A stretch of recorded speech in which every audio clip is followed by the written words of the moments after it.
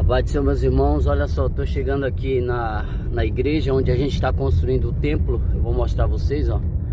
Em volta a vegetação aqui da Caatinga. Aqui é a entrada da comunidade, ó. Aqui essas primeiras casas aqui é a entrada da comunidade.